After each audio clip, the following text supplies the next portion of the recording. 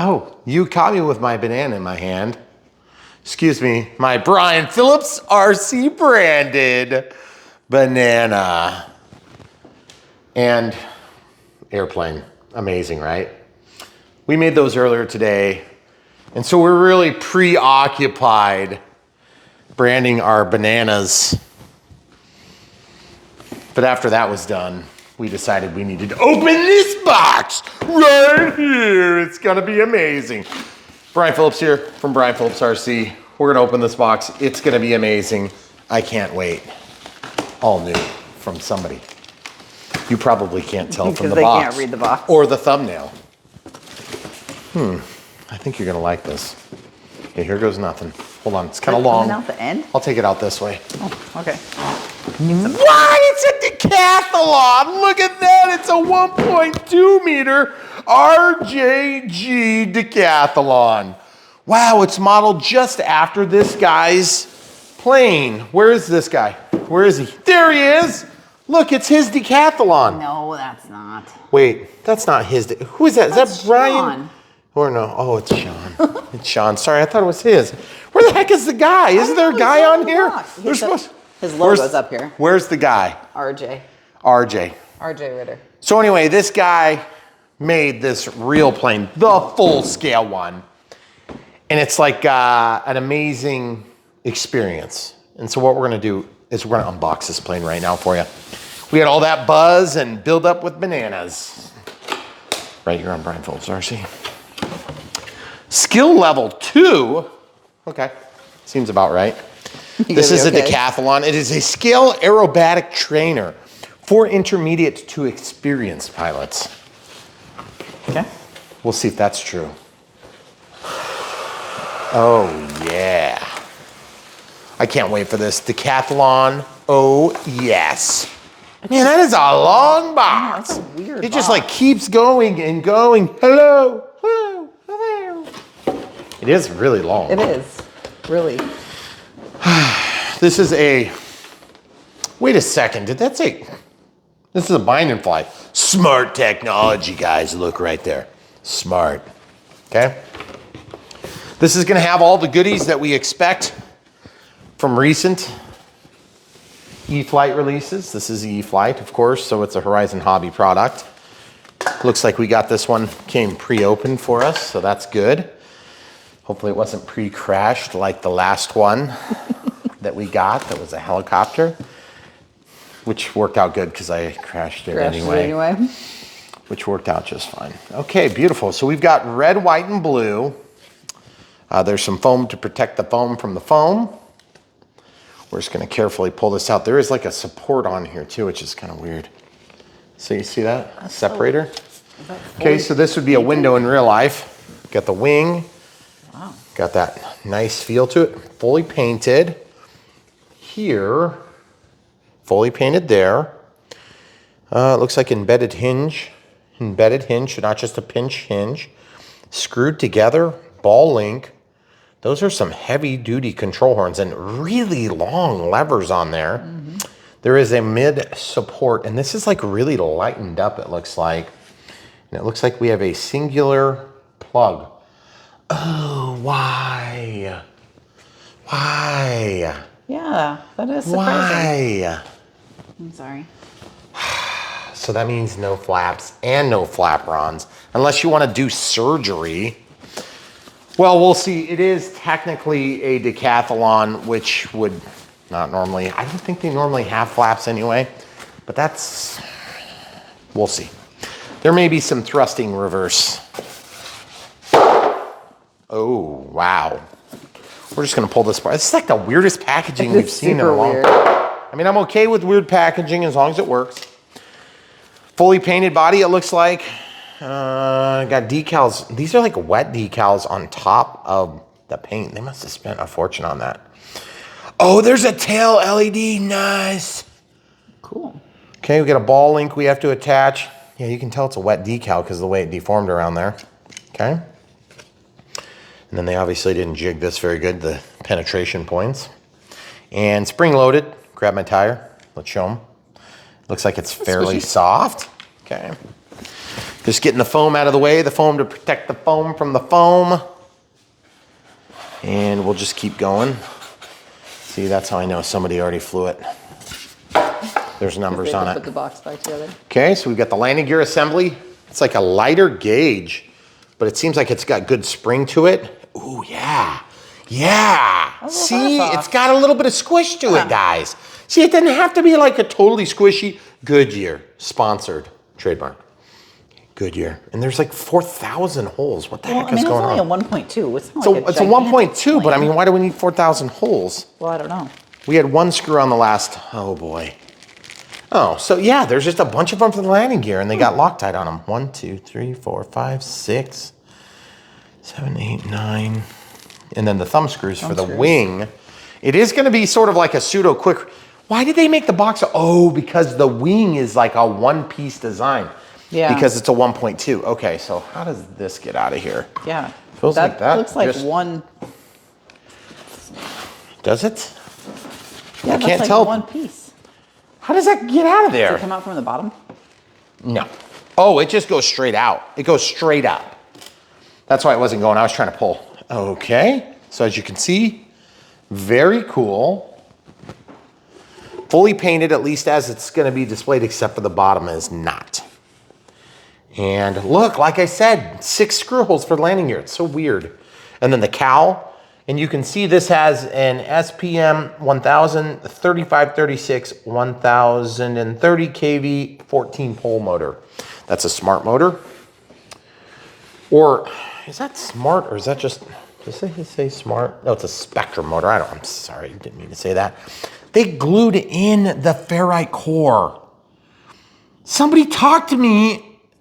Normally I cut these things out. They glued it in. Oh, whatever. Look at the battery tray. They got a battery tray in here. That is so weird. Well, we'll get back to that. And 631, AR631. Should be pretty straightforward stuff. There's a plug that goes up front. What is that for? What the heck is that? Bind? Why do we have a bind plug up here? That's so weird. But do you see what we have? What? There's a yellow wire. We don't need that. No, we don't need that in this. Doesn't matter. It's an Avian ESC, folks. So an Avian ESC, unlike the Predator ESC, there's wires that go up there, and there's one wire that's braced so you can plug in your wing. And it looks like all the channels are plugged in only because they used a wire that goes to probably LEDs here. See this? So that wire goes to a forward-facing LED. Yeah, there's an LED right here. And then there's another LED that's powered on the tail, but I'm trying to figure out where the plug is for that. There's the plug right there. Oh. That's weird. That is weird.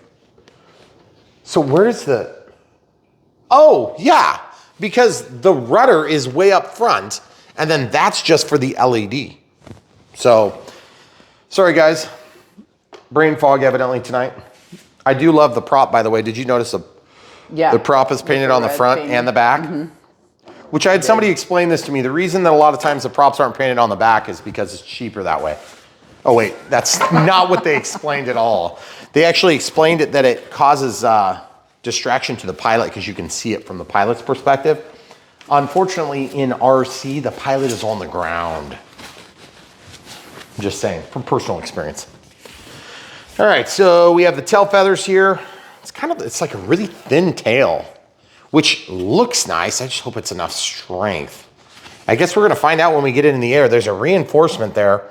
Looks like a square box carbon fiber tube, but it could be, it's hard to tell when they do fully painted. And embedded hinges here, here, here, here, here, here. So no pinch hinge, that's nice. Hope you guys like the stars and bars because this thing is like a giant star and bar, okay? So there's that. Of course, that's gonna be right here, horizontal stabilizer. And then there is some sort of a brace here that looks like, I'm trying to figure out if that's like a landing gear adapter. Landing gear cover? That's so weird, why? Oh, so it's gonna go like that. But I'm trying to figure out what those are. Oh, the little wing. Oh yeah, the wing strut adapters. Yeah. Yep, that makes sense. So yeah, so this is gonna go like that. There you go. And then the front of the plane will be like that. Okay. Well, so far so good. We've got all the parts identified. Looks like the manual's on the bottom of the container here. I'm just gonna take a second and put this back together, but let's grab that out. Yours will be taped. E-flite gives us good manuals. That's one of the best advantages to the E-flite brand, is having good manuals. Consistency is key to a good manual. If every manual that we ever got was the same layout, you know, with only minor variations, it'd make it a lot easier on us because we've done so many of these planes. So as you guys know, we on Brian Phillips RC like to take you from start to finish. Oh, it goes like this. Is that really? That's the ink. There it goes. We like to take you from start to finish, from unbox, build, all the way through to radio setup, and we are gonna use our NX10 today. It's gonna be just fine. It's gonna get us everything we need, and probably a little bit more, because admittedly this has a 631, which means we're gonna have plenty of channels. Now, I'm also thinking this might have been on the bottom. Nope. We're going to teach you how to put your box back together. We are going to teach you how to put your box. Why do you put your box back together on camera, Brian? I don't know, just because I do it usually while I'm talking. It goes over here. And one thing that you may not be aware of is that we have gotten hundreds and hundreds and hundreds of these boxes, and I kind of, we have a system for getting rid of them. And I can't talk about it here. But it's easier to put them back together to store them until we can dispose of them properly. That's right, in a totally environmentally friendly way. Yes, of course. We definitely do not melt them and make asphalt. Definitely not. In front of our mailbox. No idea why you would do that. That'd be so dumb. There'd be black smoke for miles. Are you gonna plane stand this? I think we are, but guys, let's talk about piece count first. As you know, on Brian Phillips RC, we love it when there's one screw or less. Yep. Like that. And you know what's nice about that is when you come over here to point at it, you can turn the lights off in the stairway that the kids left on. Nobody is in the stairway. Come on, man. All right, so this thing's gonna go together super easy. We're gonna put on the wing at some point. We'll probably do that last. We're gonna put on the landing gear. We're gonna put on the tail. I'm not sure what's gonna be the easiest. It's kind of slick with the paint, so let's plane stand this one. Normally, seems like lately we haven't been using the plane stand because it's been like at least 3 or 4 days since we did an unbox build radio set. Do you want a blanket to use instead? Nah. Okay. I don't feel like cutting it up. How about we do the gear first? Is that okay? Well, that would be following the instructions. Are you sure you're okay with following the instructions? I mean, if I do it in the same order as the instructions, it's so much less stressful. Okay, so you know why there's so many holes there? Check it out. They're all keyed in there, which is amazing. Oh. Yep, I'm gonna grab this set of amazing screwdrivers.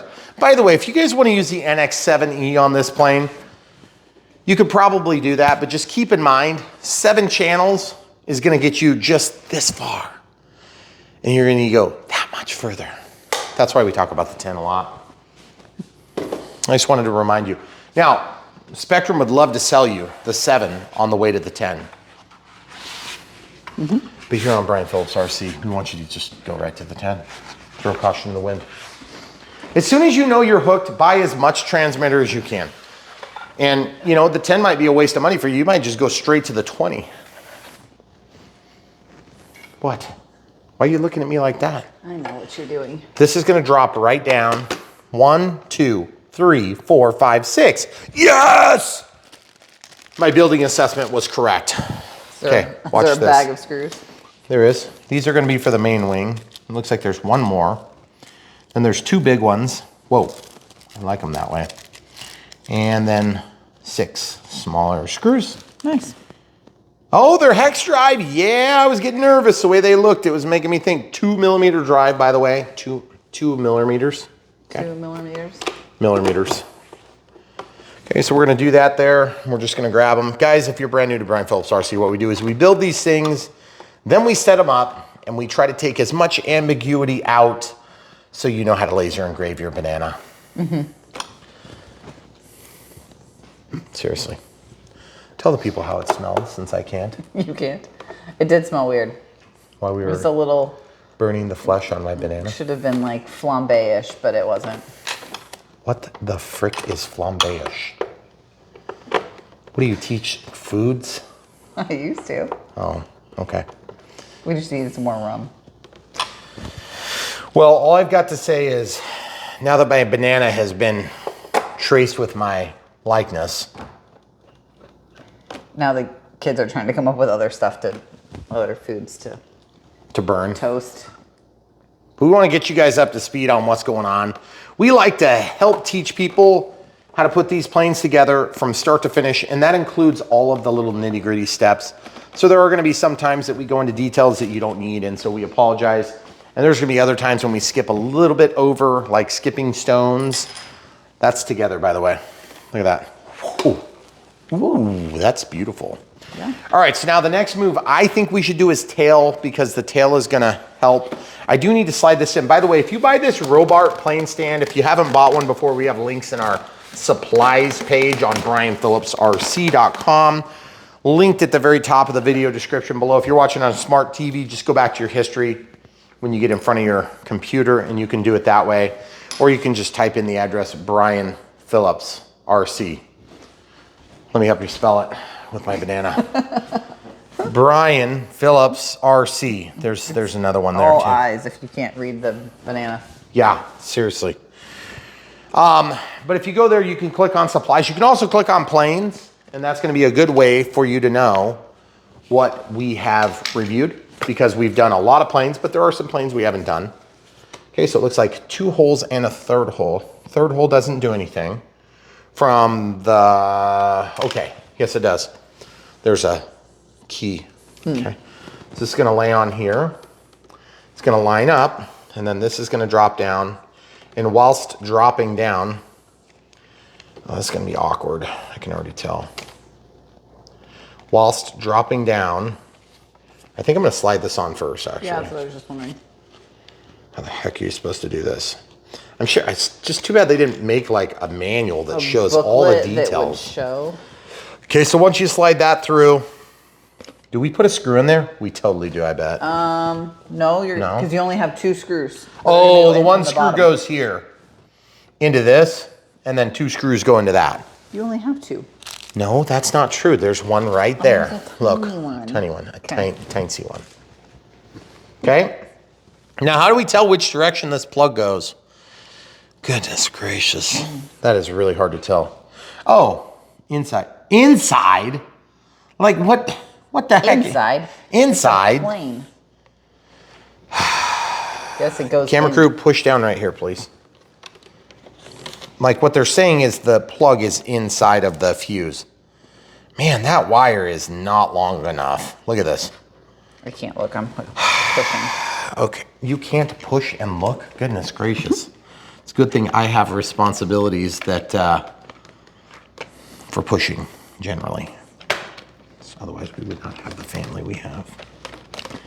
Push and look at the same time. Goodness gracious. Okay, I'm going to take this here, guys. Watch this. I'm going to try to push this in. How do you know? That's exactly. That was exactly my concern. Camera crew is just basically holding the plane stand position. So the other guys on YouTube, they're good people, I'm sure. But they're going to tell you how the plane flies. They might even fly it for you just like we do.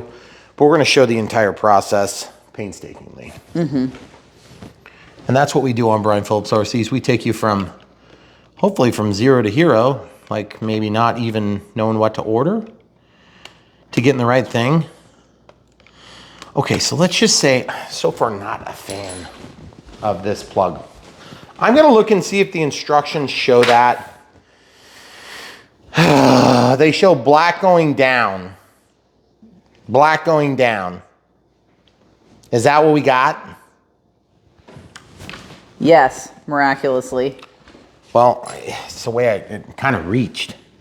Okay. Okay. Get in Oh, there. is that helpful with Ollie, actually? It was. Okay.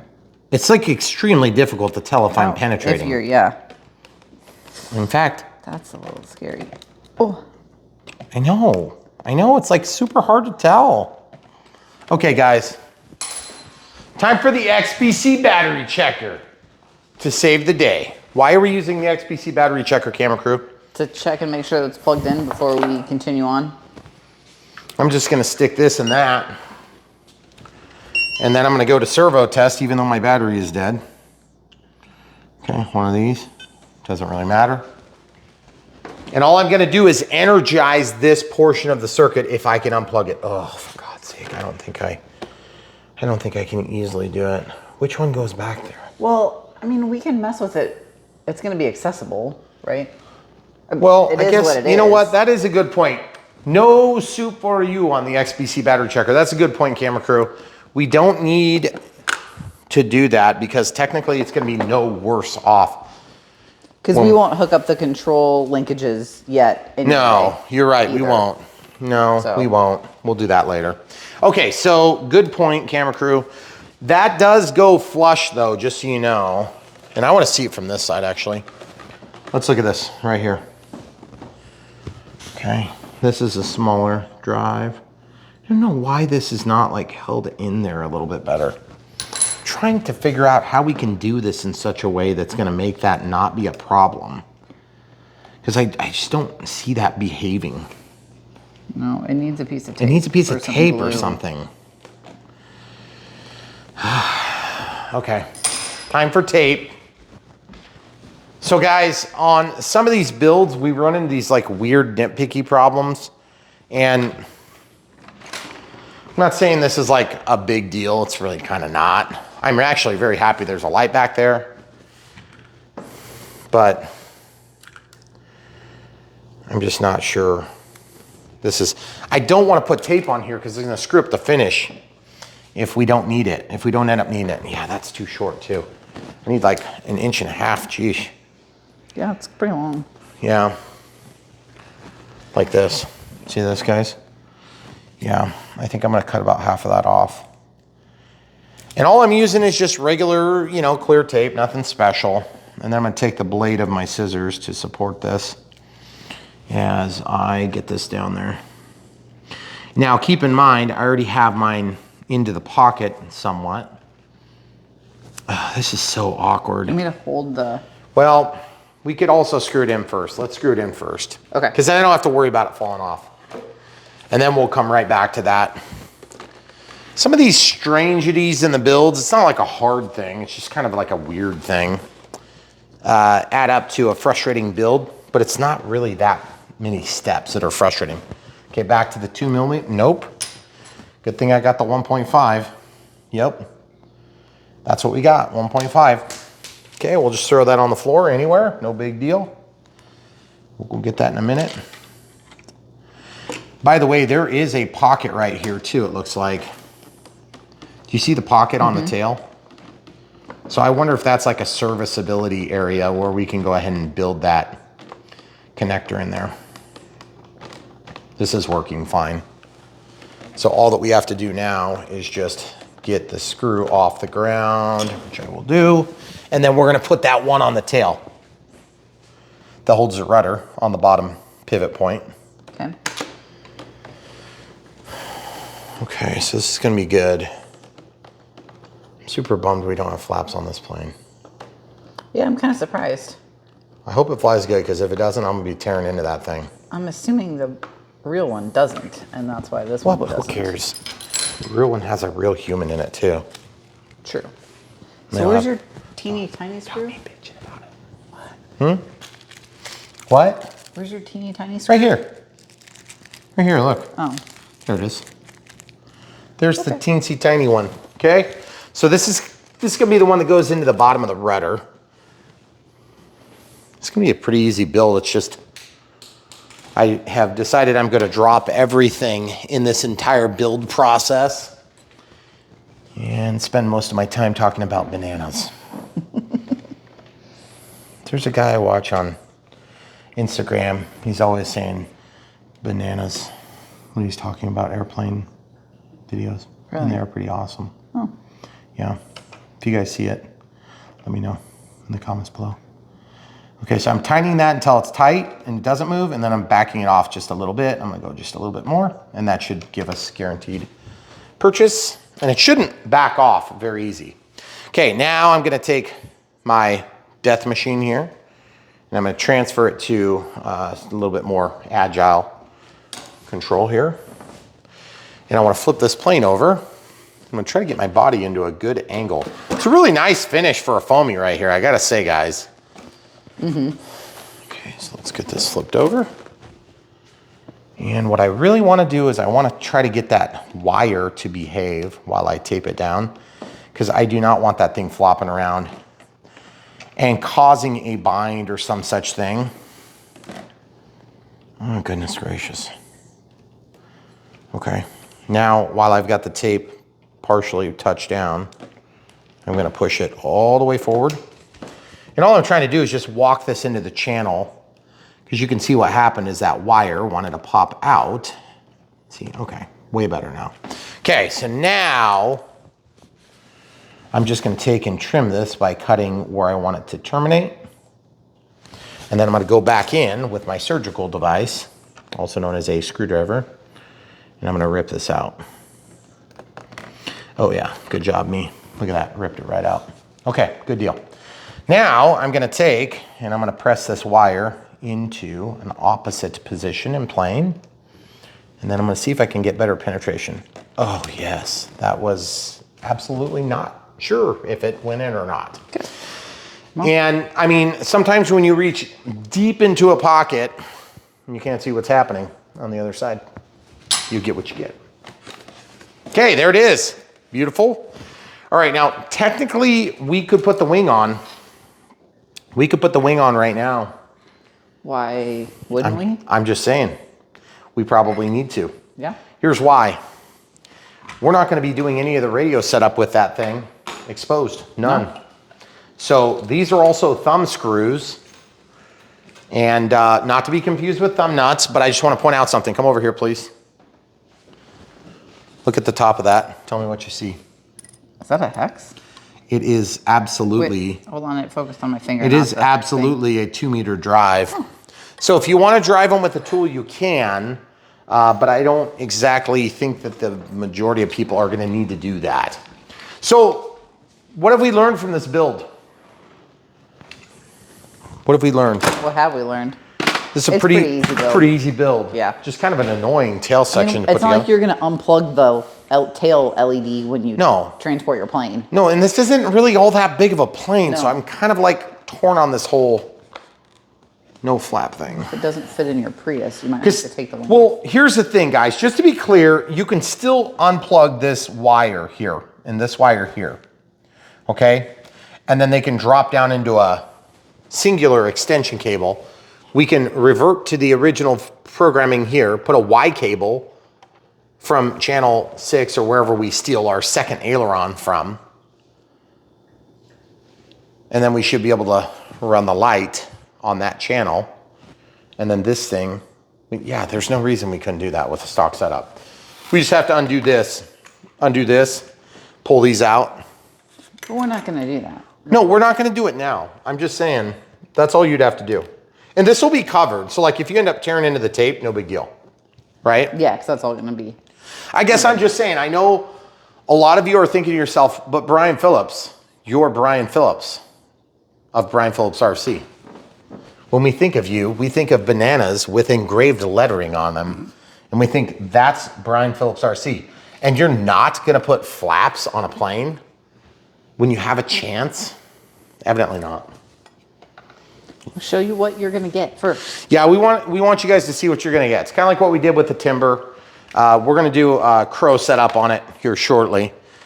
Some people just can't wait long enough, but we wanna show you what it's gonna do out of box. And honestly, that plane is awesome out of the box, so I wouldn't necessarily think we need it. This is just so weird. Why are you taking it off? That's like for shipping. Oh. It's a shipping clip. So now we have to keep that? I mean, only in perpetuity. You find a reason to use it? Only forever. Never? Okay. Why did you think I was annoyed about it? Did you not realize that? I didn't realize that. Okay, watch this. So these things are gonna go into those things, okay? And there's plastic under there, okay? There it goes, you hear it? Mm-hmm. Okay. And then that goes, wow, that goes deep. Did I go under? Ooh, that would be kind of bad if I did. I think I went under. I went under. Folks, don't go under. If you go too deep and you hit the wrong hole, you'll be in trouble. Just saying. There it is. Okay. All right.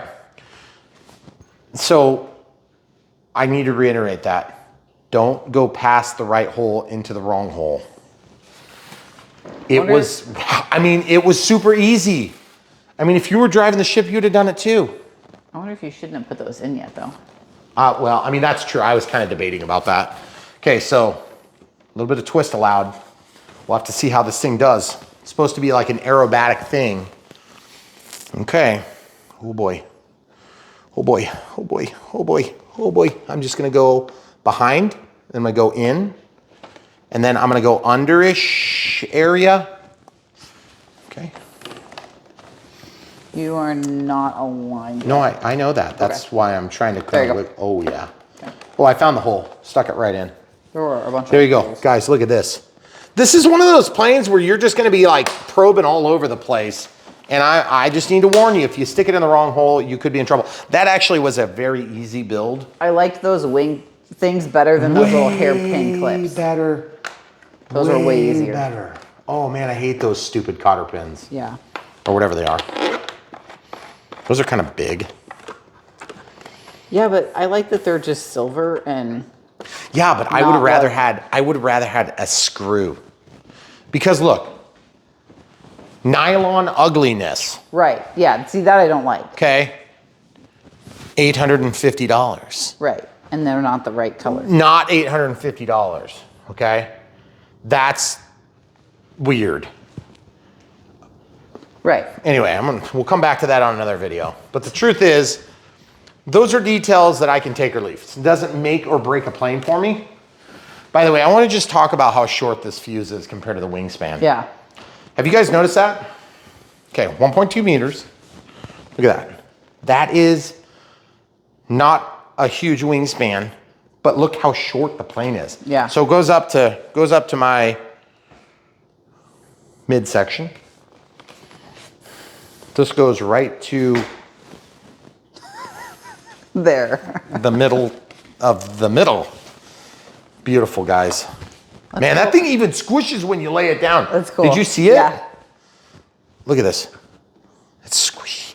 It's going to get better when we actually attach those ball links.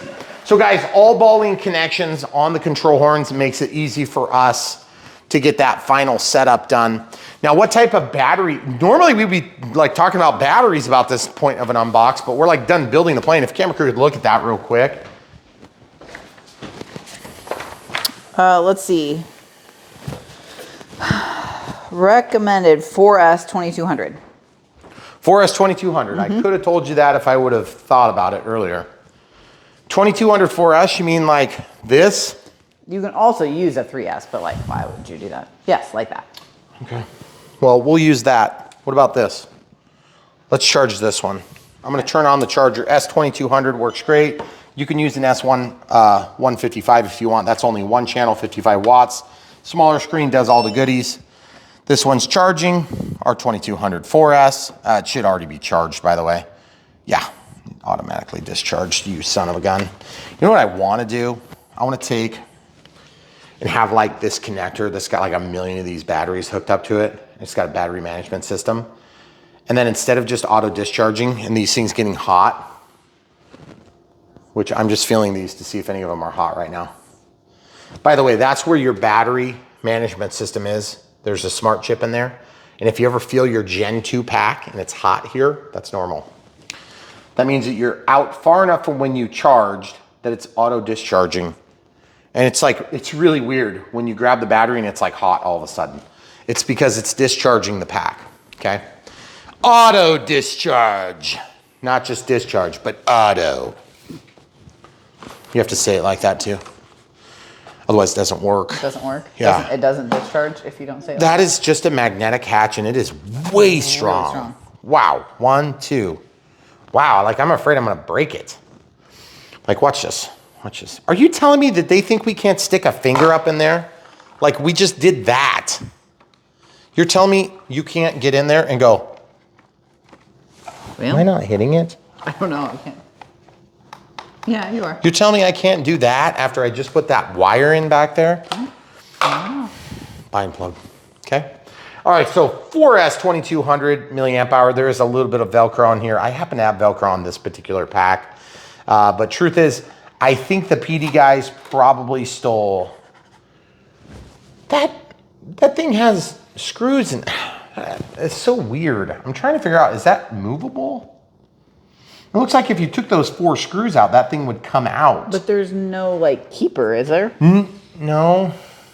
Okay, so guys, if you don't know what I'm talking about, on like in the P51, and I think, is the P47 have that too in the 1.2? I don't think the P47 So it has that battery tray. Yeah, you put in the battery tray, you strap it in, and then you can like slide it into position.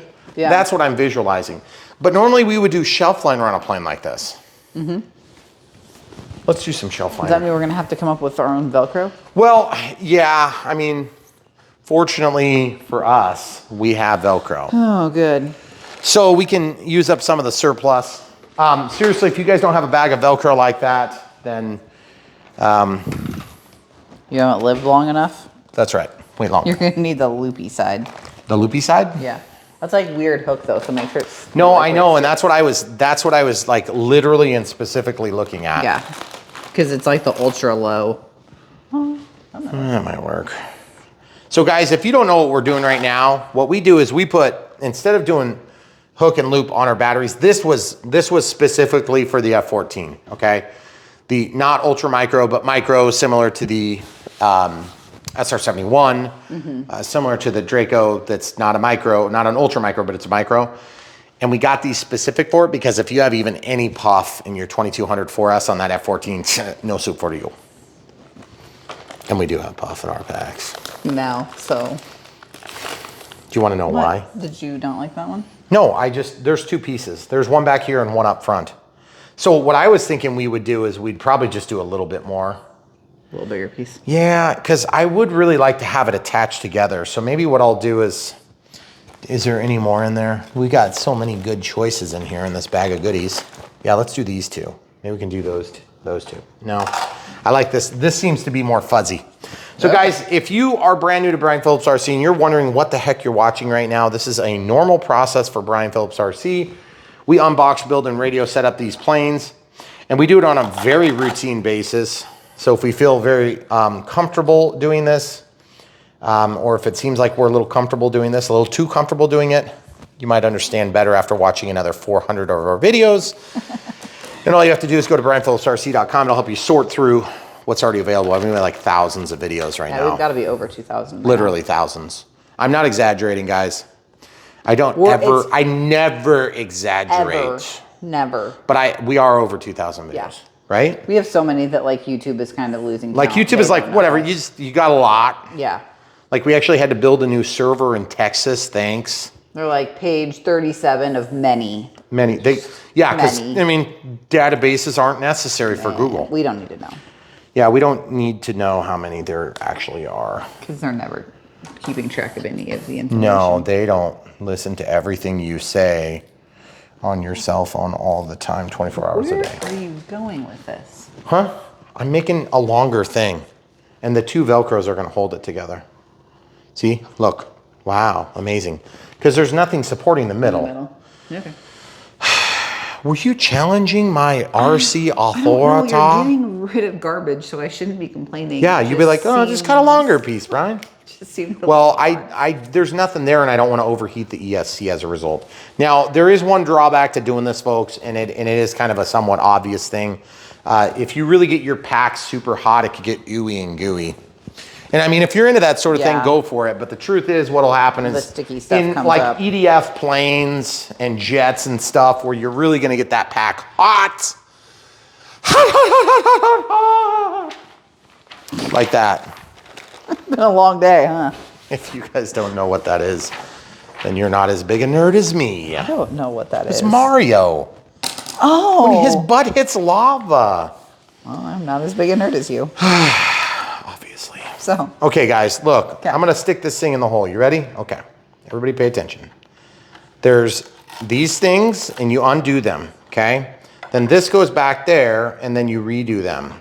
Okay, something like this. Pretty amazing stuff. Hard to believe how easy that is. Actually was very easy. It's pretty easy. Now, the difference between shelf liner and no shelf liner is you could never, ever, ever do that with no shelf liner. But you could with Velcro. And then you have to go. Did I do that loud enough? That's great. Okay. We really need to link to speakers. Yeah. Yes, we do. That's true. Which, ironically, pulling the Velcro out of that model is yeah, a little bit of a task. So if you guys have gotten the Ultra Micro Draco, or it's not an Ultra Micro, it's just micro. Just micro. It's like, whoo, not ultra. Cool, but not an ultra. Ultra cool, but not ultra micro. Okay. So I want to also point out the fact that there is a shaft of delight here. Look, right where that motor was sitting. Do you see that? Yeah, I do see that. Do not let your wire touch that. You want to drop it down something like this before you get ready to rock and roll. Okay? And that's because I care about you in the RC community.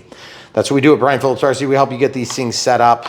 And then if you want to help support us, you can just buy stuff from the links. It's the easiest way to support us. Plastic, plastic, plastic. Nice touch. Yep.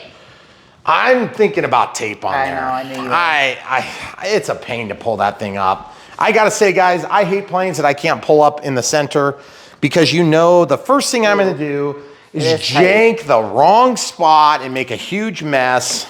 Well, I'm just afraid you're gonna like dent this over time as you take it. This is gonna be a hard upgrade. You may have to run to Walmart and get some tape and some shelf liner. I know some of you are thinking, just grab the plastic thing here. Yeah, you can't grab the plastic thing because the wing is part of it, okay? So look, I'm gonna go up. Yeah, don't block my light again. No blocking my lighty. Okay, see this? Look at this, look how perfect that is, wow. Wow, wow. That's the way it would look if the manufacturer did it. What? It is. And no, I'm not gonna go find this little doohickey. Are you kidding me? I'm gonna do that recklessly. It's gonna be perfect. Doohickey. There's a doohickey here. Look, there is. You can use the doohickey, but yeah, now pick up the whole plane with that. Yeah, camera exactly. crew. Do it. I can't. I'm filming. Yeah, you can. You're skilled. Well, there's like a little. Did you lift the plane off the ground? No. What? Look. Watch. Oh, sorry. I should show the people what I'm doing. There's doohickeys. Yeah, you just like press the little doohickey in. But then you got to be careful putting it back in. I know. See, that's why I said if I do this, it's like that's the way you're gonna do every it. other plane. Yeah. Okay, so now let's talk about prop safety. Two things in this hobby that's gonna get you hurt. One, props. Two, lipos. Everything else is just stupidity that drives it. Like if you hit yourself in the head, don't do that with an airplane or a helicopter. Don't do that. Generally speaking, the people get hurt from props that are spinning and they go zzz, zzz, zzz, zzz. I don't want to see pictures of it. It happens. Don't be a statistic. Only you can prevent forest fire. And also, number two is lipos, speaking of fires. Lipos, charging them too fast, discharging them too fast, abusing them. In general, yanking them out of planes by the leads, all things I have done and repented of, okay? Don't do those things. Don't be a statistic. One has small consequences called a nasty evening at the ER. One has a consequence of everybody in your family dead. Seriously, don't do that. Treat your lipos with care and respect. Charge them at the right rate. Charge them when you're paying attention. Hard surfaces, safest bet, okay? If you don't have a hard surface, make a hard surface.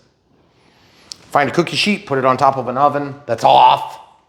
Charge it on there, put it in a stainless steel sink. Don't have the water on, okay? There's a lot of different ways you can do it. Like when you're done smoking in bed, I'm just kidding, don't do that either. All right, 60 to 65 millimeters. It's like you've opened this to a page I need to see. Okay, we'll come back to that page. Okay. Thanks. You're welcome. All right, so if you'll look right here, guys, we're on page 3. So page 1 is the cover. Page 2 is here. I'm glad they're not editors. Page 3. Oh, this is where they talk about recommended batteries in case you guys are curious. I already showed them.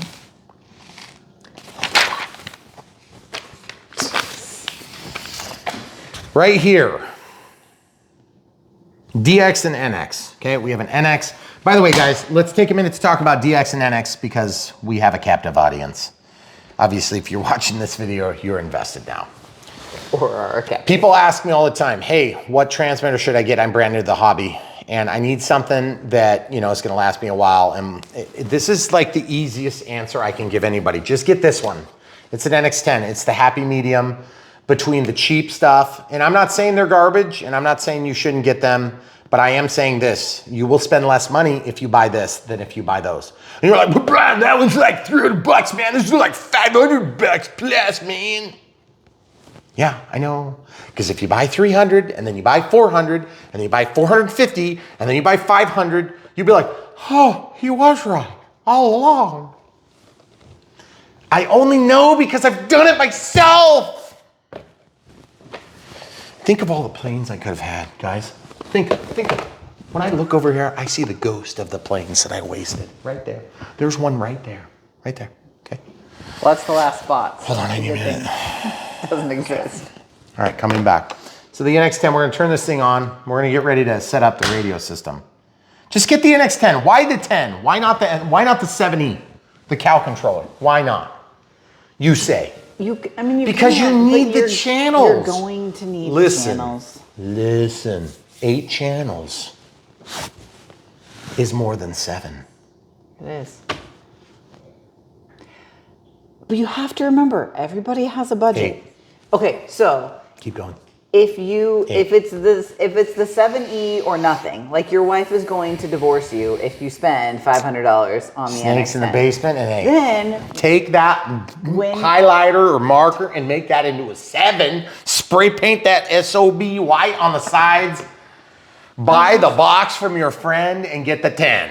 Just gonna say, and when you get your kid involved in a couple of years, yeah, you can get the 10. Honestly, the 7 is fine. If they got a good deal, they're doing some RC Bucks program. We don't talk about these things because you'll be watching this video in 5 years and you'll be like, hey, Brian, I looked and it wasn't there. No, it was there. Yeah, I know, but I just looked today. Yeah, look at the date of the video. Get the best. Get the best you can afford. We're probably going to be using the 20 by the time you see this anyway. Okay, and then I'll be like, use the 20. The 10 sucks. I'm kidding. I won't do that because we started with the 6. The 6 had 7 because it was like 6 and then like some other like sort of 7. But it wasn't a full channel, even though we used it as a full channel multiple times. It was just a switchable channel. Whatever that means. Then it went to the 8. Then it went to the 8. And honestly, we were there for, we lived in the 8 for a long time. And then we ran out our scroller and we ended up getting a second 8. Okay. The options were send it in for repair. And we're like, we kind of like need to film like all the time. So they were like, okay, fine. That was when I was trying to get into the iX20. We debated, I know, but we debated when we got the NX10 about going to the iX14. Yeah, the iX14, iX20, different world. You're talking an Android system that runs Airware as an app. You've got a camera. You can take pictures of your planes. It's just a lot of stuff. It's got touch screens. It's more complicated for us to film, and it's less common. Right. That's why we're using this. In iX20 land, you don't need or want a step-by-step walkthrough, which is what we do. That is not true. Well, but here's the thing, guys. If you're using Airware on Spectrum, it's one of the easiest. It's one of the easiest, but I mean, there's bugs just like anything. And I just find it to be one of the more intuitive choices. There's other competitive offerings, but like, yeah, but you're a Horizon fanboy, obviously. But the thing is, I was a fanboy before we worked with them. So the truth is, I really like Spectrum. We've had OpenTX, we've had other choices. We've had Futaba, we've had, SLT, we've had garbage, we've had good, we've had bad, we've had ugly. Futaba is probably going to make a better product, and it's going to cost a lot more. That's the honest truth. But I like Spectrum better. Why? Because I know Spectrum. And who cares if there's like 2 decibels more radio frequency, lack of interference or some, I just don't have problems with that crap. You might, okay?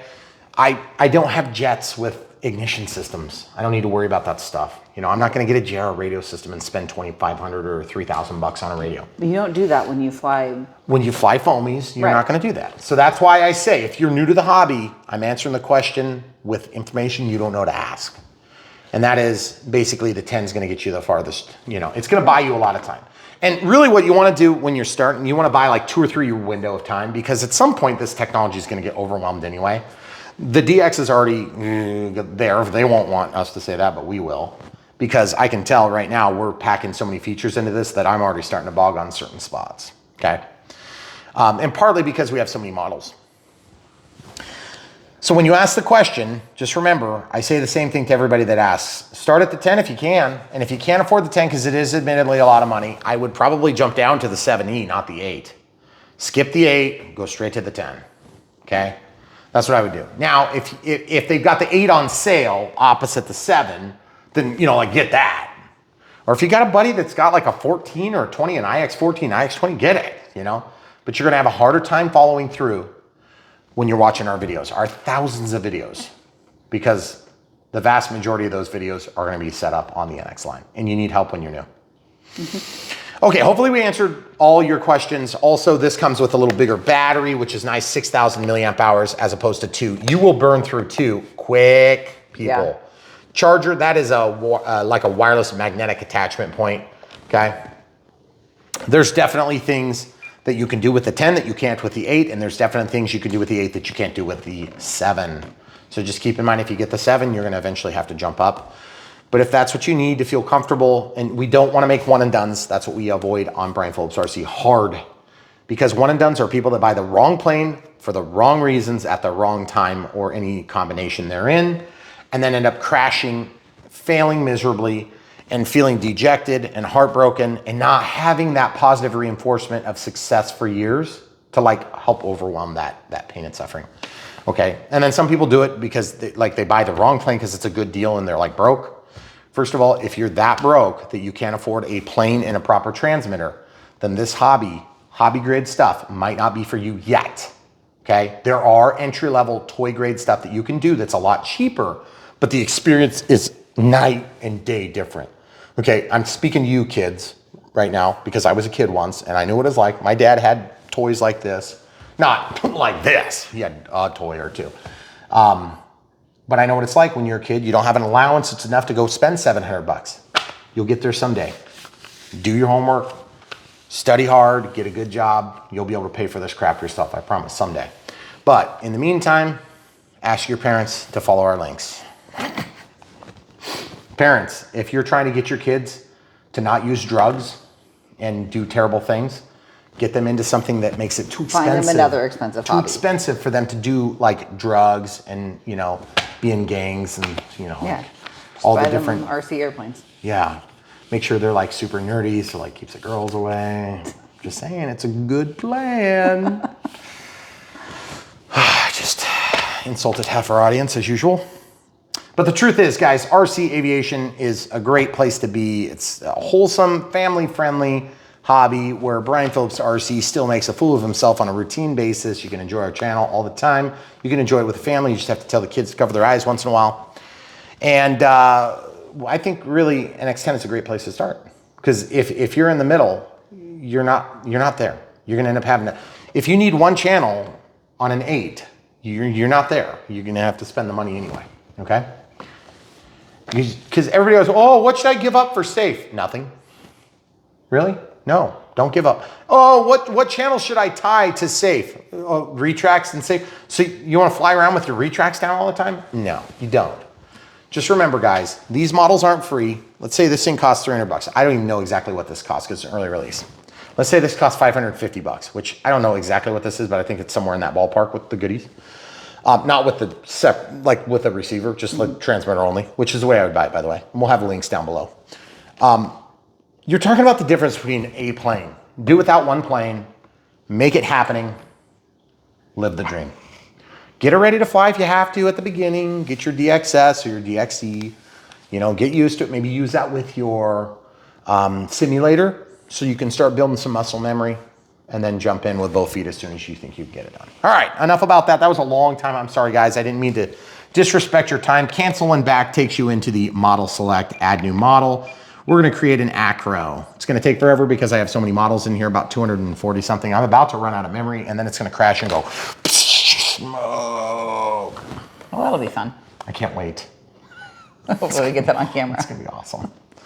It's just gonna start deleting random models. Good. Deleted model, your favorite model, your favorite model. That'll be super easy to find. Delete model, your favorite model. Okay, so model select is where we just came from. Model type, you'll notice that the RF is still off. Model name, we're gonna type in for 201, this is gonna be the Decathlon RJG 1.2. We're gonna type that right now, we'll come back. All right, guys, so we got the Decathlon RJG 1.2, so that's RJ Gritter 1.2. We'll walk back out. Okay, so now what we're gonna do is, if you look over here on this page, you can see on the NX series, it tells you from turning it on all the way through kind of what you need. Wing type normal, tail type normal, function list, all this stuff. And then it talks about rates and throttle cut. Okay, all right, so pretty simple. We are gonna set up the flight modes because I want flight modes for safe and AS3X, okay? So flight mode setup, I'm gonna use switch D. Now you're probably thinking, why don't you use switch A? Here's why, because gear switch, I have learned that I have a bad habit of retracting the gear when I don't have a retractable gear because it is a muscle memory thing when I take off. And then my plane goes like this. It goes like, oh, hello, hi trees, you look very short. Oh, wow! Because that's me flipping out of safe. Into safe. Because you have limited bank angles on safe. And I accidentally retract my phantom gear. It's only happened. I've not crashed totally, but I've been pretty dang close a couple of times. And it makes it look bad, so obviously I don't want that.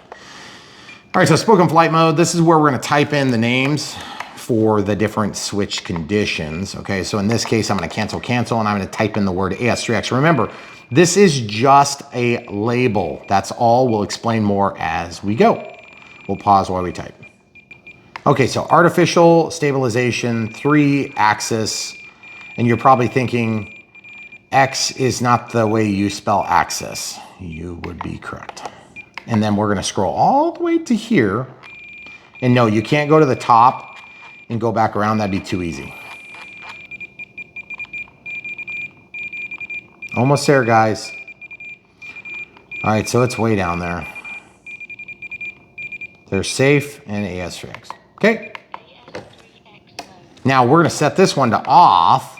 And you're probably thinking to yourself, but why would you do an off setting on this plane? Well, you might not really ever use it, but it's kind of nice to be able to do it, especially if you're sharing the sticks with somebody that's like an old time pilot that just doesn't really care for stabilization or auto leveling. And then the other thing is, I don't know, maybe you just want to see how it feels without. And there are certain times when I will fly with the stabilizer off if I want my plane to be a little bit more touchy. So if I'm doing 3D stuff. Okay, so now what we're gonna do is we're gonna type in the word SAFE, safe. It's actually an acronym that stands for Sensor Assisted Flight Envelope. And by the way, cancel clears everything to the right. So we're gonna double click that cancel button there, or escape button. So we'll type that in, Sensor Assisted Flight Envelope. We'll hit back and then we'll scroll way down here again and come right back. All right, so safe mode. Okay, so now remember, those are just labels. This is the name, which is going to be visually displayed at about here on the normal mode, normal screen, okay? Now channel assign, we don't have gear, so I don't really have to worry about it. I am going to inhibit B from that. D is already assigned to aux1. Thinking about this for a second. I don't actually know what channel is going to do what, so I'm gonna inhibit that connection. And I'm gonna come up here. I don't even know what gear is doing because stuff is plugged into all the channels. What the heck is plugged in there? We don't have gear. This is so weird. Okay, so I'm gonna go to aux2, channel 7, because I can. And I'm gonna go all the way to the left, and then I'm gonna go one more, and it's gonna say F mode. Okay. Is that gonna do it? Should. Yeah, but then how do I make the association to D?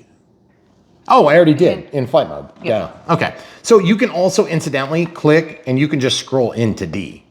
So like say this was inhibited, you can highlight it and exercise the switch. It'll go to D, but you're like, wait, D is not necessarily always going to be associated with flight mode, but I want flight mode to be associated with that switch. So either way, it really does kind of the same thing. So I'm going to do flight mode. I think that's the right way.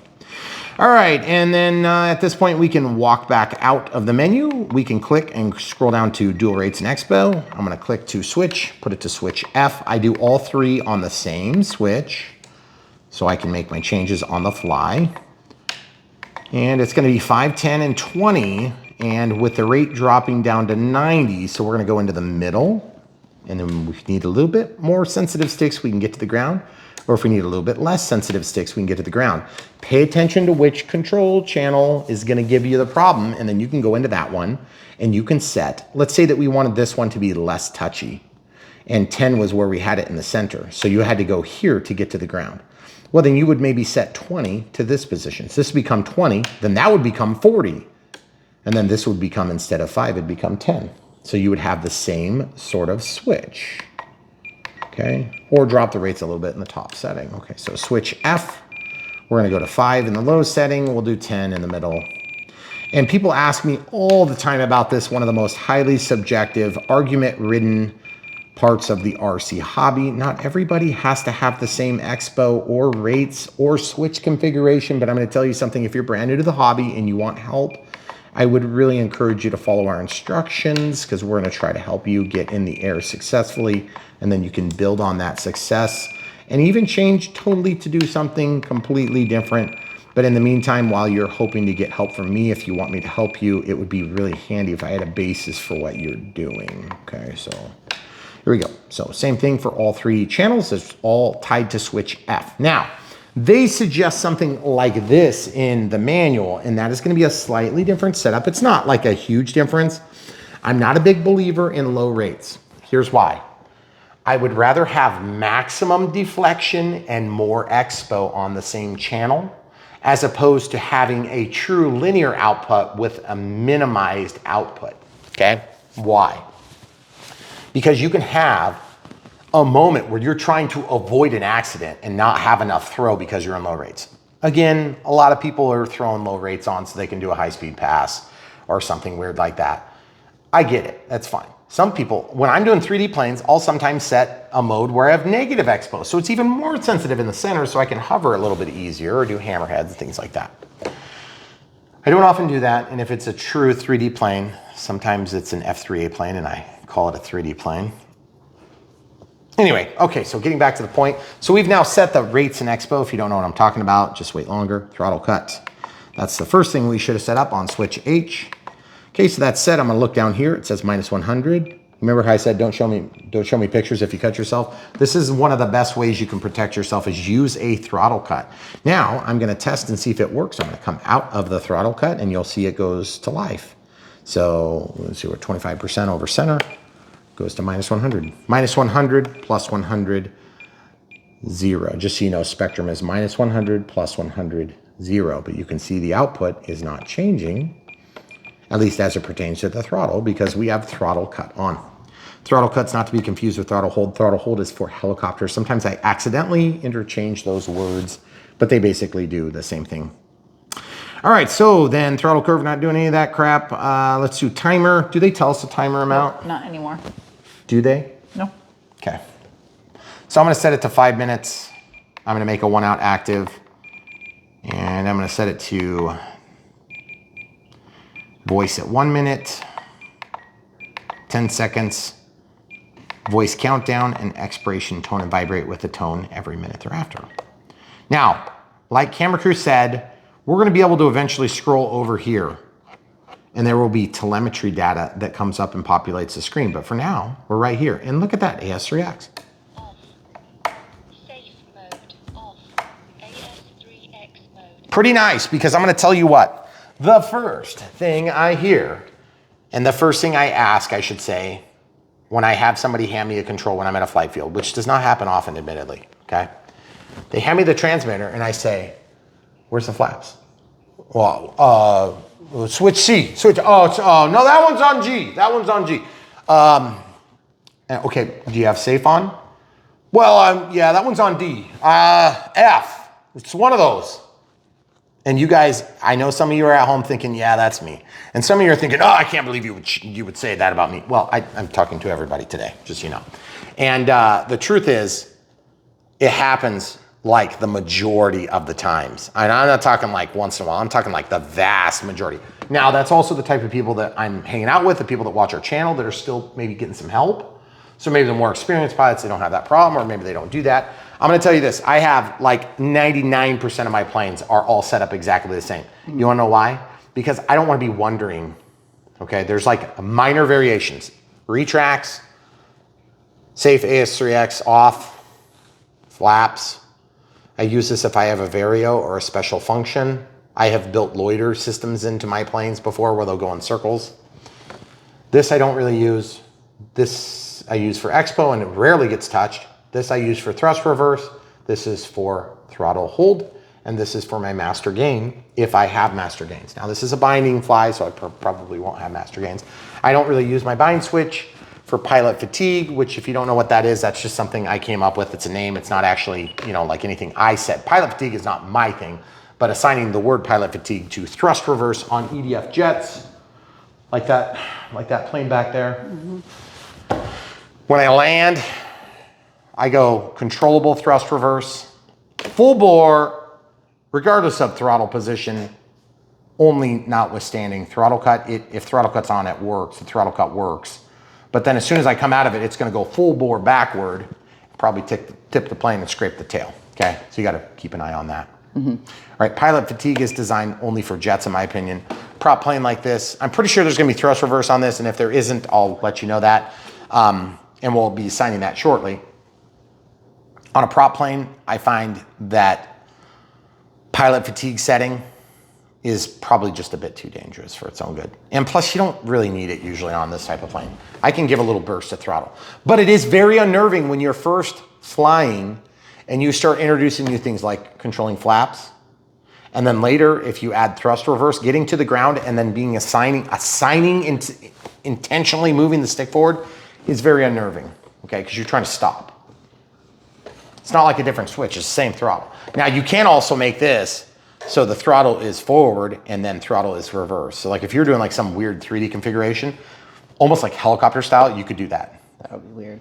It would be weird, but it would be super cool too. So anyway, that's the way I thought it was gonna work when I heard about this smart technology. And like most people don't do it. All right, so throttle cut's on. We've cleared our timer. We're ready to bind this thing. And that's where we train the transmitter to talk to the radio system, which in this case would be the transmitter to talk to the receiver. This is a transceiver, that's a transceiver because there is telemetry involved, okay? Now also, I just want to give a quick shout out to RJ Gritter, okay? So he had his start in RC, and so he's been a big proponent of the hobby, which is super cool, and that's part of the reason he's working with Horizon on this project. He also has full scale and he does air shows and stuff like that, which is pretty cool. And so maybe someday he'll come out here and fly in our backyard airstrip, which would be pretty cool. I'm pretty sure he could. I bet he does. I bet he does. Yeah. I bet he does someday. It's gonna be pretty cool. That'd be cool. So anyway, RJ, if you're watching, hit me up in the About tab. We'll line something up. Seriously. I'm not joking. Okay, so here we go. So I wanna talk about something. I want you to show the people my receiver. I was noticing that earlier. Why don't you give them a close-up? Do you see the problem? Yeah. Hold on. Look really close. What? Just like get right in there. I can. No, just get right in there. I can't. Get right in there. What does it say? Can you read that label? No, it's too low. That's gross. It's getting worse. I know. It's like rotting. Do you? It's not level. No, I know it's not. Okay, now I'm going to show you what I'm going to do right now. I'm going to go in here and try to push it down. If it doesn't go, there is a correction for that, by the way.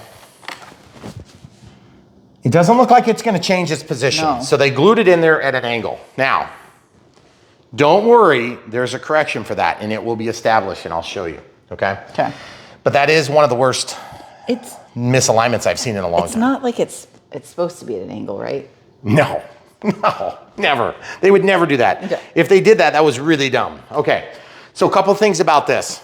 Throttle cut's on, throttle stick's down, command and controller transmitter is on and as close to being in bind as possible. It's gonna time out though. I'm gonna have my hands wrapped like this just in case the thing goes crazy. I can wait until the battery dies, but more than likely I'm gonna pull my hands back and get cut. So don't do that, okay?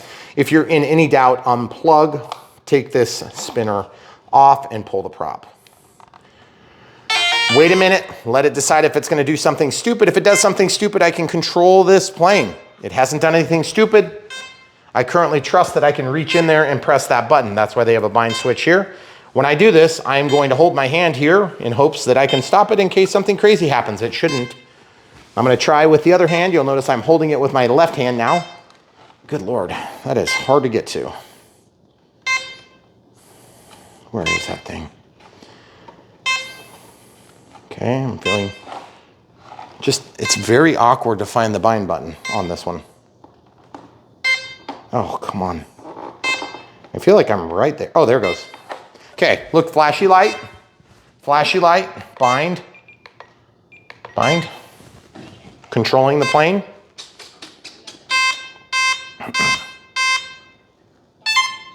Auto config's happening. Okay, so now that I have established the plane is not going to start working, I don't care about that warning.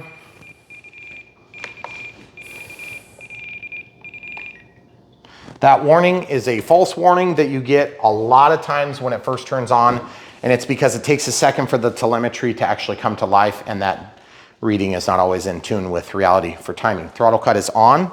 First thing I'm going to do is hold the plane, move the throttle stick up and down.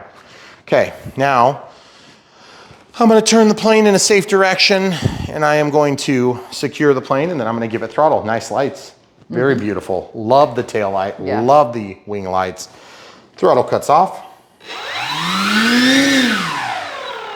And throttle cut's now been tested, fully vetted, and I trust it. Okay, I'm going to clear my timer. That also means AS3X is probably going to be live because we already activated. Yep, it is. Okay. So that's maybe not super ideal because I need to put my control horns on. Okay, so now that we're bound, we have a little bit of assembly to finish. We have the CG to mark, and then we need to get these things bound. Oh, I put away the plane stand. I'm gonna grab the plane stand. By the way, get a load of these LEDs in this dark room, guys. So sweet! That front light is really bright. I mean, they're all really bright, but I like 4 lights. 4 lights makes a big difference. It makes a lot easier to fly in twilight hours. Yeah. Okay, so we'll lay this down. That tail light is cool. Now, and obviously working. We're not in auto leveling. Okay, yes, true, good point. Thank you for noticing. Okay, so we got to get this into a neutral position, which you can tell by holding the front of the horizontal stabilizer to the front of the elevator and then plug it in. Wow, ours is lined up. PD sample, that's why. Okay, so we can snap this on just like that. Don't like that that's not centered, now it is. Okay, now same thing on the rudder. The rudder is, let's see where it goes. Okay, so I'm just holding that in position. It's maybe not perfect. I feel like it needs to go out a couple of turns, so I'm gonna hold this and see if I can get away with it. Oh yeah, really easy turning, super high precision on that. That's like way nicer than what we normally get. Okay, so just holding that. I'm just looking for perfect alignment here, and then once I feel like, and it is, it's close enough at least. Push that ball link on. I did notice that these really protrude a lot. So that's gonna help support the shaft, but it's really kind of a little bit out of alignment. It makes me nervous. I don't think it's gonna cause a major issue, but it does kind of make me a little bit nervous. Okay. Now everything's moving, but we don't know if it's moving in the right direction. Love the exhaust tube, by the way. Do you want me to take the plane stand? Yeah, okay. So we can lay this down now. We can definitely see the AS3X working on the rudder. I can see it working on the elevator. I can see it working on the ailerons. I'm gonna show you guys that here in a second. Camera crew, if you want to get me the camera, I'll show the people. Okay. I've already activated this by giving 25% throttle. So you're gonna put away that stuff. Okay, so I'm gonna roll the plane and show you that going up to resist, down to resist, up to resist, down to resist. I'll try to give you a reflection of me. Up to resist, down to resist, okay? Now I'm gonna look at the rudder. See how it's going that way to resist, to resist, to resist. Now elevator, I'm gonna go up and I'm gonna go down and I'm gonna go up and I'm gonna go down. You can see a very subtle change on the elevator. It's a little bit harder admittedly to see, But that's what AS3X looks like. It's artificial stabilization, 3-axis. What that means is that roll is gonna be stabilized by offsetting environmental impact that's not caused by me or by the transmitter. Same thing on the elevator for the pitch axis. It's gonna be stabilized by giving output opposite and in direct opposition to the amplitude of change. Okay, so the quicker you move, the more it's gonna go. Also, if you're giving input and there is a movement, it's going to be limited in what it does, okay? Unless there is a movement in the opposite direction of your human input. Generally, you will be preferentially treated more and more toward the end of the stick throws, okay? Same thing with rudder, the yaw axis, you can really see it when I go quick. And what that does is that if the plane is yawing without you telling it to yaw, then it's going to attempt to rectify the situation by fighting against environment, okay? Could be wind, could be an earthquake, tornado, sharknado, hurricane. All right, so, yeah, those things happen all the time. But mostly it's wind, thermals, things like that. Bounce on the ground, things like that. I mean, hopefully you're not doing a lot of that. That is a beautiful plane. It really looks nice. Cool. It looks super realistic the way it bounces on the mains. I mean, some of you guys are gonna say that's weak, like it's not enough. I love the way it looks because that looks ultra realistic. However, you need to understand something. If it looks ultra realistic, that means it's gonna break realistic too. So it's gonna bend out easy and splay. And I'm nervous about that for some of us. Okay, elevator up, elevator down. Yaw left, are you gonna come over here so they can see? Yaw left, so over here so they can see. Over here. No, because you're blocking Thank the you. control surfaces. Over here, that's what I want to do. Okay. Elevator up, elevator down, roll left, roll right. Does that make sense, everybody? The primary control surfaces need to be checked and then rechecked every time you make a major change so that you don't have problems, okay? Now also, we're just gonna look at the tail wheels attached to the tail feathers, so it's super easy to see if it's working because it's pretty much in perfect alignment already and perfect harmony. That looks ultra scale, super cool. All right, and I love the soft tires. That makes a big difference, guys. Really, seriously, no joking there, no exaggeration. It makes a big difference. All right, so let's see what type of telemetry data we get here. Okay, receiver pack, that's nice. Min-max on the receiver. Oh yeah, we got lots of stuff here. Got RPMs and everything. I'm gonna just hold this tail just a little bit. Throttle cuts off. We get the current on the ESC. Sorry, we ran out of memory for a second there, guys. Okay, so what I was doing is throttle cut was off. I was just seeing what data is gonna update and populate on the screen. And so what's going on is, looks like the peaks are here, okay? So then I can go over a little bit and you can see the battery voltage. Now remember, I did not charge this battery before I plugged it in. I just had one that I grabbed. And that's about where we were on the other one. So you can see the current voltage, the motor percentage in amps. I'm gonna go a little closer to me so that we can do this. Throttle cuts off.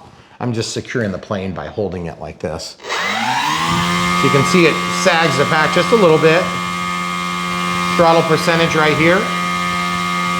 The FET temperature. And it'll recover after a second in most cases. Now remember, this battery is like basically at storage level, so it's not really ready to fly. And then over here, we've got the AS3X things. Okay. Okay, so we do have a smart ESC entry. It's not gonna let me in, but I'm gonna try it. Throttle cuts on, first of all.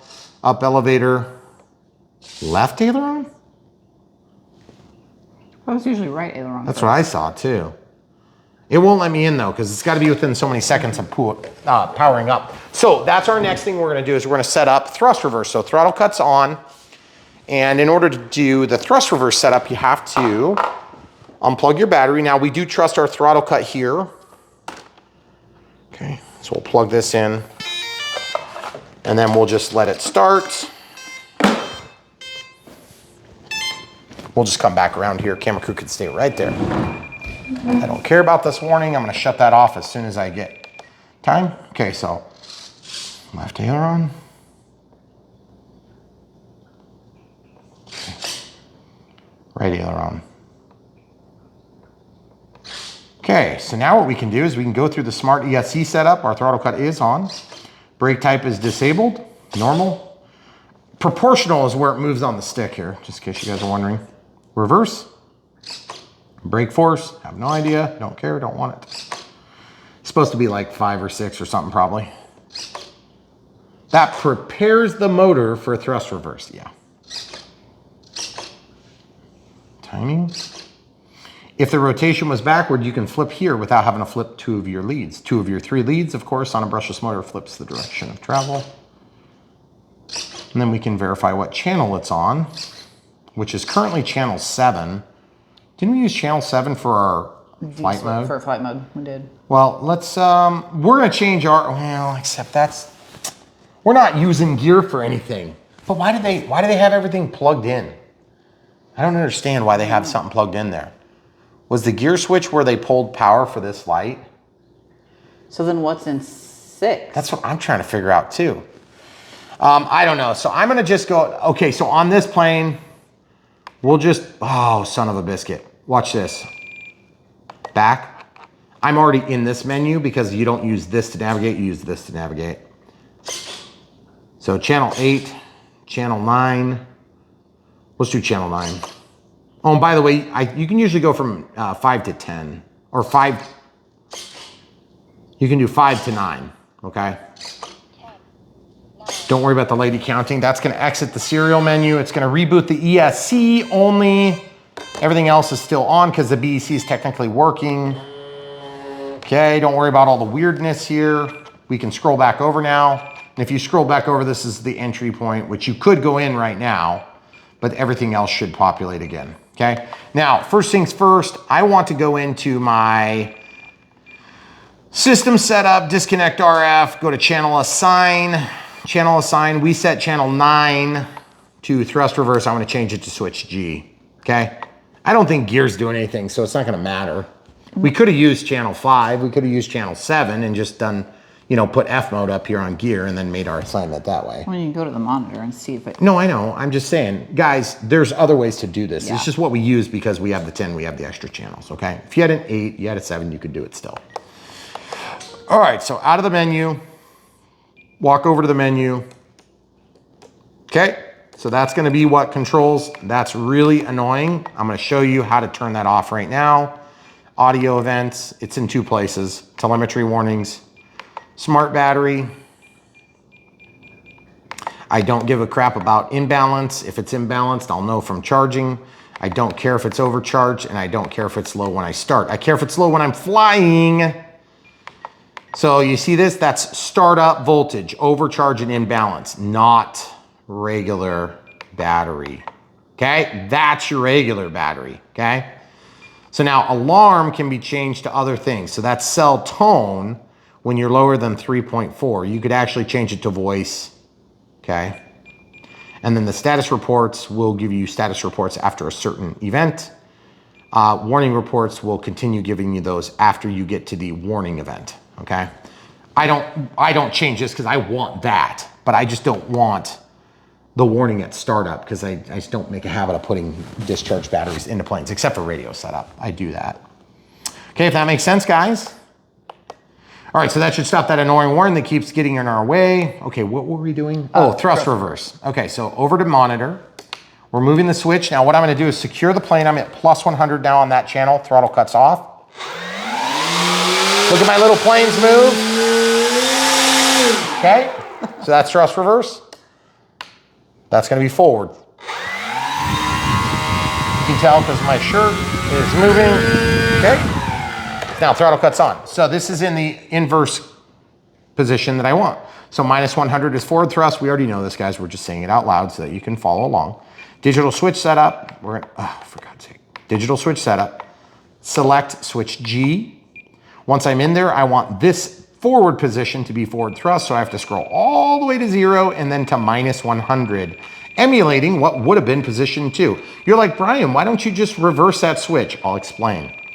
Right here is why we don't just reverse that switch, because I want nothing to be floating in the middle when it comes to my safety And that's why we're setting it to 100 and 100. So thrust reverse happens when I pull back one click or the other click. Why do I want 2 clicks for thrust reverse and only 1 click for forward thrust? The answer to that question is because when I am coming in for landing, I have more going on than during normal flight. It's pretty easy. Then I thrust reverse or thrust reverse, and I can quickly push it all the way forward, right? I can get to that stick and do it. I can't get to this stick and do it. So if you guys are noobs, you might want to put your AS3X and safe up here. Now remember, okay, so let's demonstrate how this works. I'll go to monitor so you can watch. Okay, so throttle cut's off. I'm going to turn it. Throttle cut is now off, rather. So here's forward thrust, into reverse thrust, continuing into reverse thrust, and then back to forward thrust with throttle cut, okay? Moving the stick down to home position or all the way down at 0, okay? It's not the home position, but I just made that up today. Okay, there are no flaps. Gear does move. The gear switch doesn't have any function, okay? So, like I said, we could have assigned this to the gear switch and then we could have used channel 7, the default for thrust reversed. So guys, if you're curious about how to do that, just do that instead. It should be pretty basic stuff. Okay, now if you're brand new to the channel and you've got an NX8 and you're trying to figure out all these details, that's part of the reason why I tell you to get to 10. Not so it's just so it's easy, but I mean, it helps a lot when you're new. Okay, forward programming, we're entering gyro setup. This is where you can turn on advanced menus. I'm gonna turn it on so you can see what it does. That also allows you to go in and do fail safe, initiate receiver bind mode, frame rate, factory reset. And that's what you would do if you wanted to go back and set this up to factory reset. Now, I'm not gonna do that. I'm just gonna go into gyro settings, AS3X settings, AS3X gains. And as you can see, we don't have anybody assigned, so priority. It's already set to gear, okay? So evidently channel A is already being used. And so what I need to do is I need to go to, let's see, forward programming will allow me to do this. Other settings.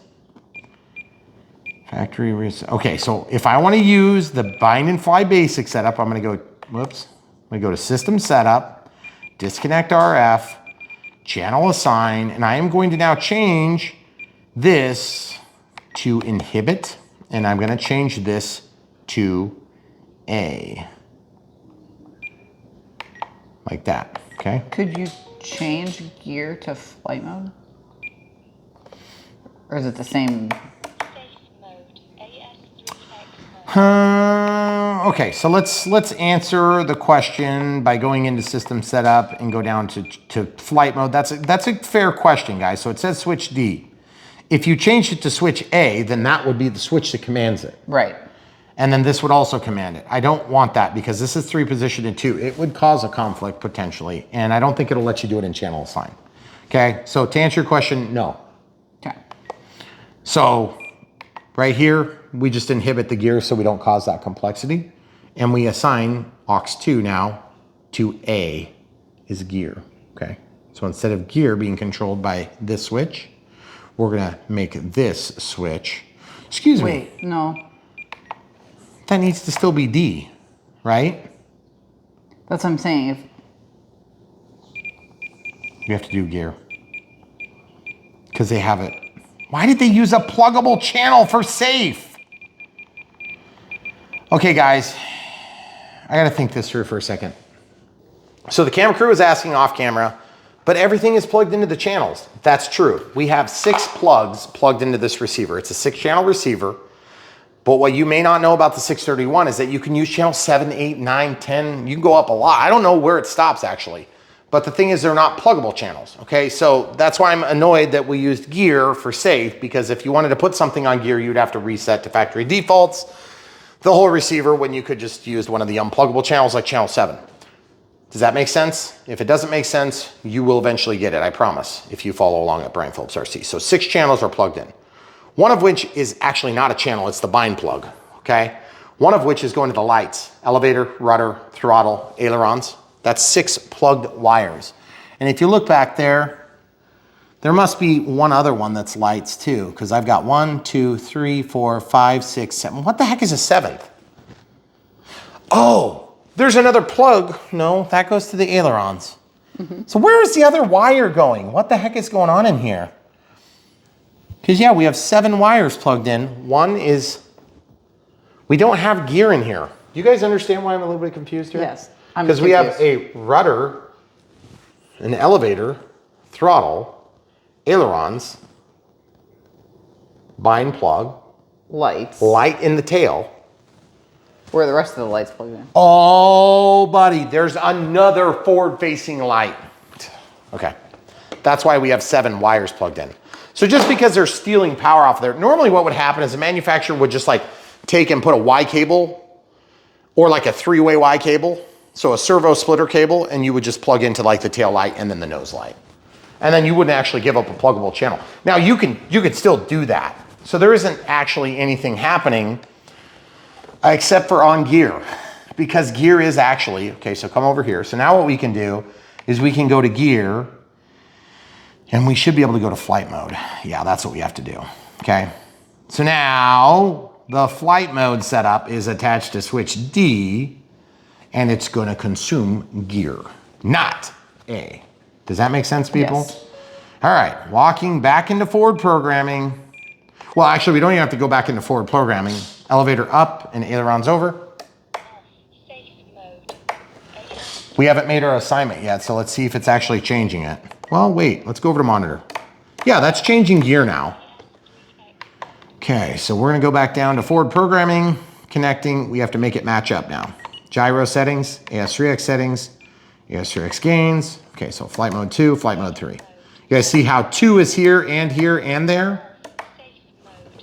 Okay, so now what I want to do is I want to go to safe select and activate it. Okay, so it's set to the gear channel. Off. Safe mode. I'm going to turn on safe select by doing that. Off. AS3X. So this is where safe is on. Okay, so I don't get a choice. Watch this. Off. Safe mode. See, I just now need to rotate gear. Okay, so we can go back. Let's go up to system setup. Excuse me, not system setup, but servo setup. Travel, reverse, and now I'm going to reverse gear. Okay, so now what does that mean? That means when I have this down, I'm in safe. Look how much star we have. Then it's off, and we're in AS3X. X mode. So now the lady that talks to us all the time and the screen shows exactly what's true. So we're in off, safe mode. AS3X. Okay. Throttle cuts on. I think my AS3X is still active. I can tell right away by moving it. It is definitely on. Look at the rudder. Can you see that? Mm-hmm. Now watch this. I'm gonna try, here. I'm gonna do it like this. Off. See how quiet it is? Nothing. Now AS3X. Off. Now auto leveling.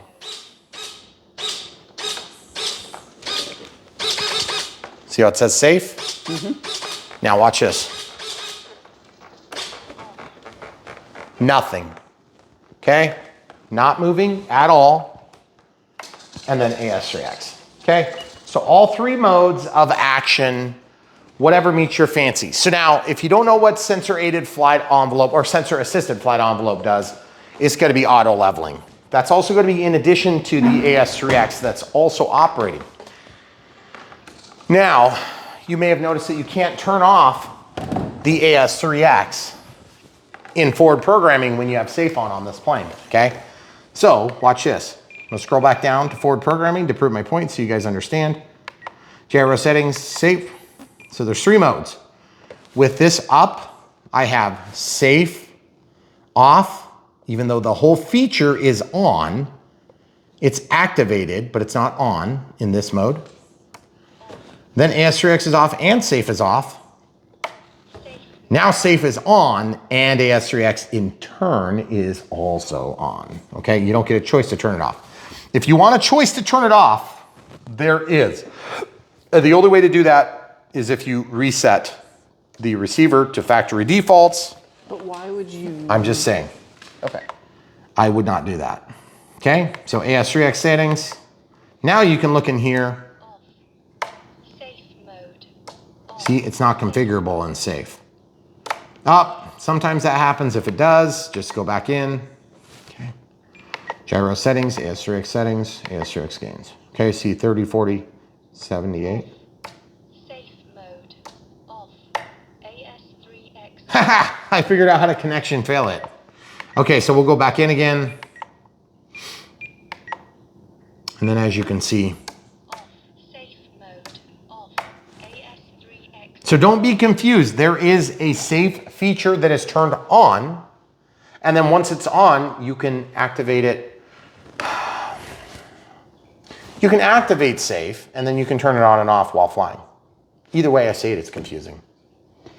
I wish they would come up with a better way. Safe It's select has to be on to be able to toggle safe off and on. Yeah, I know. You see what I'm saying? It is. Like, no matter how many times I say it, it's still confusing. Yeah. I'm trying to say it so people that don't know what they're talking about will understand. Yeah. What I'm saying is you can switch it on and off in flight, okay? Now I'm gonna walk back out. I'm gonna go to other settings and just show you. Fail safe, initiate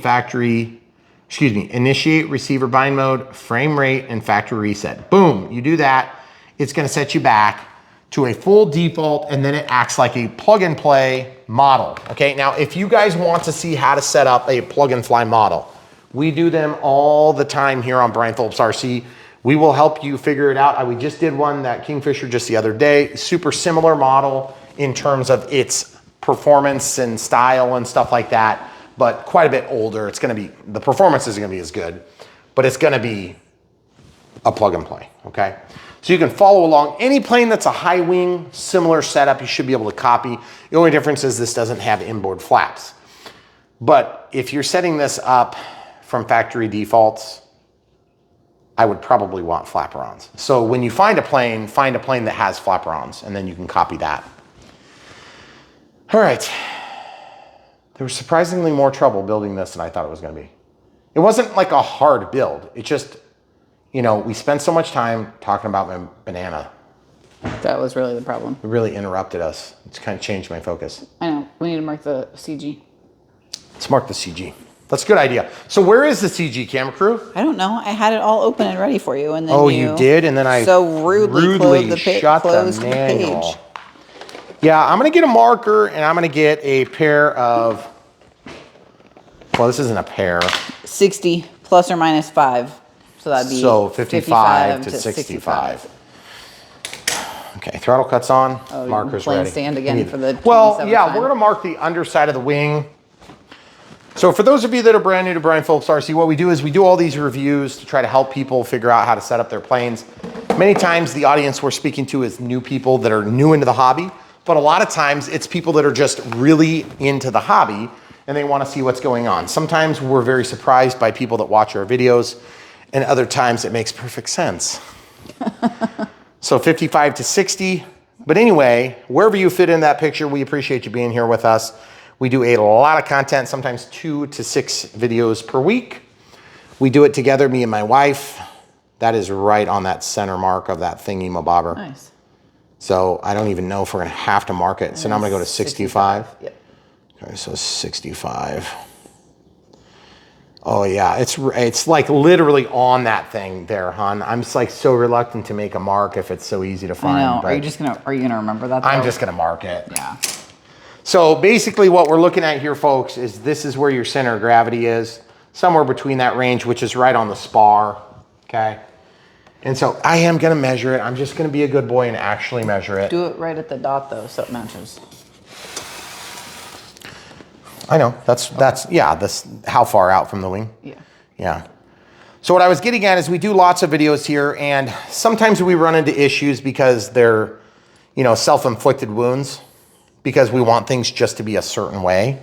And other times we are just dealing with planes that like aren't generally good. This plane would definitely not be in that category. It's just more a matter of, you know, sometimes we just got done building a micro Draco that had 1 screw on it.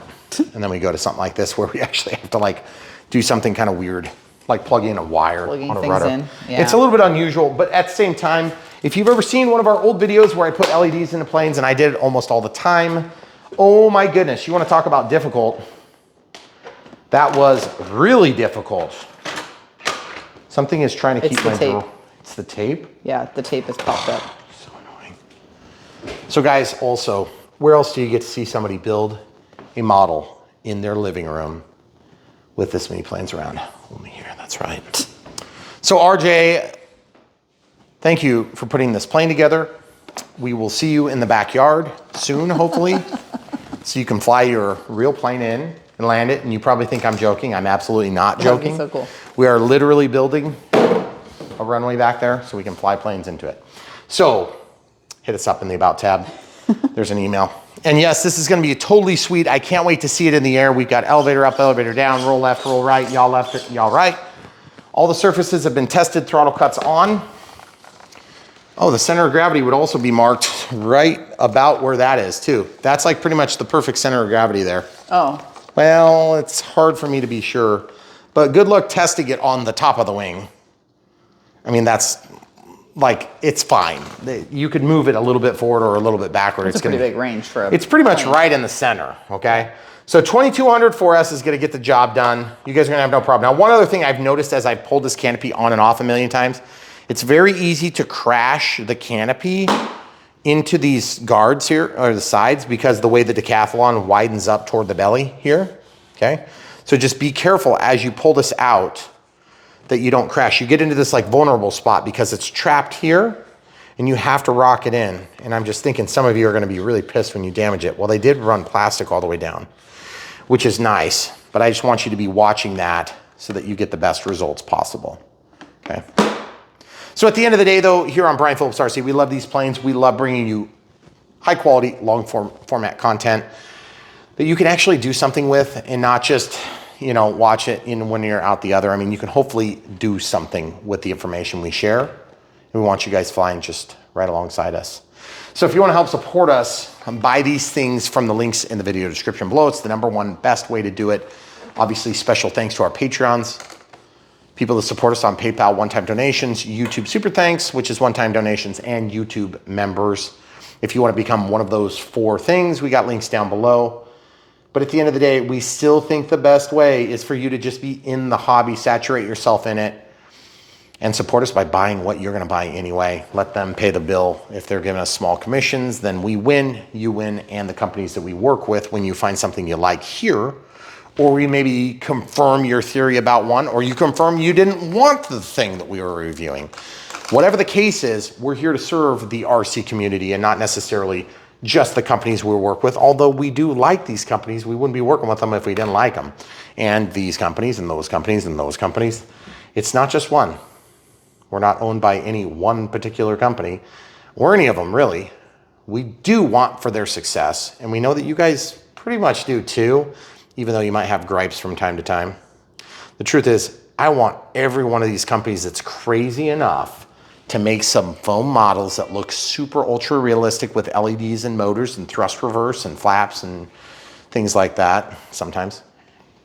I want any of those companies that are crazy enough to do that to win, okay? Because we say this all the time, and if you're a business owner, you get it. There's a million easier ways to make a buck than building a plane in a highly regulated, litigious society, okay? So we wanna encourage these companies to make what we want. And yeah, sure. We wanna bust their balls when they don't put soft tires on it. We wanna bust their balls when they don't put flaps and LEDs and things like that we demand all the time, and then they just seem to forget about. Oh yeah, we forgot about that. But at the end of the day, we still want what we want, okay? So while everybody is winning in this RC ecosystem, the best way we can really win is to grow the pie. The people that are in this hobby, we need more of us. We need more people to replace everybody that's dying off too, because remember, most of the guys at the flying field, they meet a certain demographic of old dudes like me or older, okay? So if you have kids and they're not interested in this, you need to get them involved, otherwise it will die with you. And it could be a beer truck tomorrow. You never know. So, as always, if the wife is prodding and asking like, hey, what'd you buy today? Snakes in the basement. Don't let her answer the door for UPS. And obviously, follow the links in the video description below. Those are all 3 phrases I live by. And they will help you to find success. Because at the end of the day, we do put a lot of content on. And really, what you're doing is when you help us by following the links, you help really the camera crew mostly, because she puts in even more time than you probably realize running this channel. And then I come in once in a while, swoop in and do the fun stuff. And then she has to deal with all the rest of it. So thank you, camera crew. And by the way, she's really good at filming too. And so we love to see the comments, and it really warms our heart when you guys do communicate. Special thanks to the camera crew, because she is really good. And so we appreciate her being part of this, because after all, she doesn't love it. She tolerates it because I love it, and I really do love it. And I am pretty obsessive, so I'm very happy that I have a camera crew that puts up with it. You should see our basement if you think this is bad. Yeah. It's actually getting really bad. Yeah. So we need to figure out something quick before our basement spills out into the backyard. Fortunately, the backyard is big. So RJ, when you're ready to fly in, hit me up and we'll get that done. If you guys have questions, comments, concerns, leave them down below in the comments. We'll do our best to get to them. But just full disclosure, one of the most guaranteed way to get through is if you're one of our monthly Patreon supporters, and that's not to poo-poo anybody who supports us monthly on YouTube, but Patreon support does give you channel access, or it gives you access to a different type of comment structure, because I get notified a different way. It is not a listed benefit, or we'd have to charge a VAT, a value-added tax, for anybody outside of the country, or at least European Union and some of the other countries in the world. So if you want to have that charged, then we can put it as a thing, but we're not going to put it as a thing because it's just kind of the way it works out. Anyway, also, if you guys have more questions along those lines, hit us up. We'll try to help you out. And in the meantime, this thing looks really fun. The Decathlon RJG 1.2. By the way, 1.2 is not a class to overlook. It is not a class to poo-poo. I love 1.2 meter size planes. They're easy to get in and out of cars. They're easy to get in and out of trucks. They're a heck of a lot easier than getting in and out with something like this, or something like that beautiful yellow one of my favorites, or something like that beautiful timber over there, also one of my favorites. When you start getting into these 2 meter planes, they're kind of like hard to walk through. I mean, we have a 16-foot ceiling right here, okay? That door is an 8-foot door. We thought we were doing enough with that. And then my wife wanted to hang balls in the entrance. You want to know how many times I've hit my balls walking in the front door? A lot. More than once. It's annoying. But they are pretty. They are pretty. We just need new of those. Those? Yeah. You don't like, those are the only ones that can get out of the way. I know, but they are a glare when we film. I know. You pick those. I did. I like those. And you can I know, I do adjust too. those I like up the and way they down. look, but. So guys, enough about our house. But by the way, if you want to know about our house, if you're curious about these things, we publish a lot of weird things on our channel. We do have a house playlist. We do have a house playlist, if you're curious. Because we were doing this before we moved out to this property. And we actually looked for this property for 7 years. So it was actually before we started RC. Yeah, we were looking for property. I was doing RC for most of my life, by the way. Just not necessarily RC aviation. When we first got started, that's when things started. So, and I'm sure you guys have more questions, but we've done a lot of content over the years and we've answered a lot of these questions, so I don't want to bore you. And so we're going to sign off for now. And I can't wait to fly this thing. It's been super windy, so it's kind of killing me. But the thing is, I got to get this thing in the air. I'm super excited to see how it performs. And since it doesn't say F3A anywhere on the box, I should be okay to say that it might be capable of 3D or some such thing. I don't know. Maybe we should look into it. Yeah, we should. We'll probably do a quick Google search before we continue. Anyway, if you guys don't get that inside joke, just watch more of our videos and you'll get it. Thanks for watching so much. We really appreciate you here on Brian Phillips RC. We're here for the RC audience first, and then all that other stuff falls afterward. And I really do love doing this for you, and we will keep doing it as long as you keep coming back. So hopefully you got everything you needed today.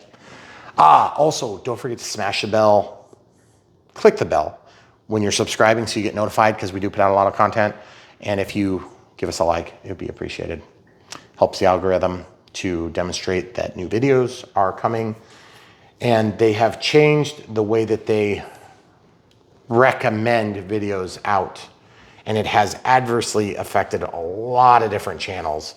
And so what's going to happen is, guys, as YouTube or Google leans more on AI and less on actual customer preference, you're going to tend to get more junk in your feed.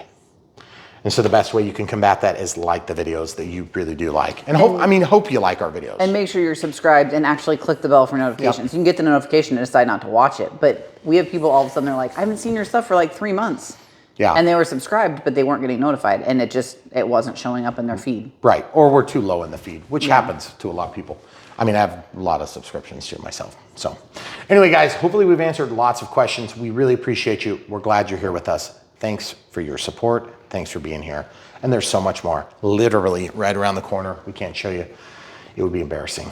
Stay tuned.